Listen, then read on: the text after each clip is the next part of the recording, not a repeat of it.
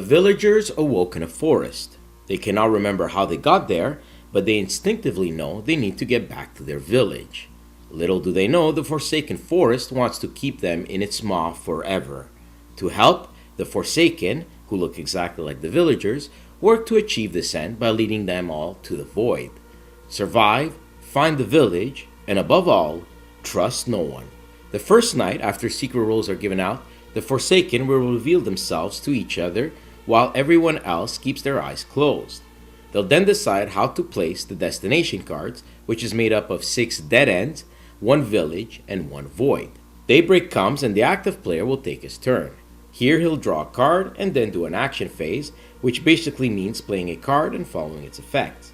Cards will have either a fast or slow keyword. Fast cards mean they can be played at any time, while slow cards mean they can only be played on their turn. A lot of cards, besides drawing and looking at other secret rule cards, will allow you to navigate. This means you'll take one of these tokens and place it adjacent to the square in the middle of the forest, or to another of those tokens. Remember, the villagers want to find the village or eliminate all the Forsaken to win, and meanwhile, the Forsaken want to lead everyone to the void or eliminate all the villagers for them to win.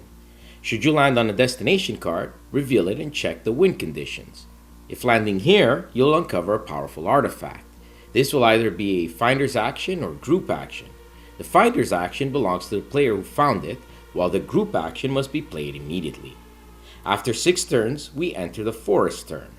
These cards will hinder the players, and if a night card comes out, we go into the second night phase. Here, the Forsaken will decide which villager they want to try and kill.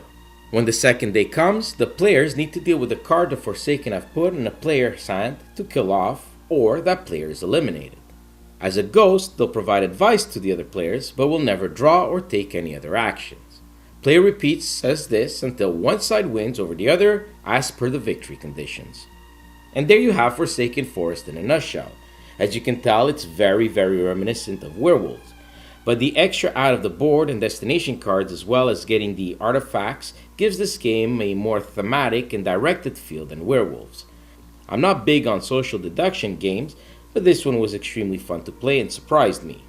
That may of course be with the group I was playing with, as all my friends were pretty good liars and bluffers.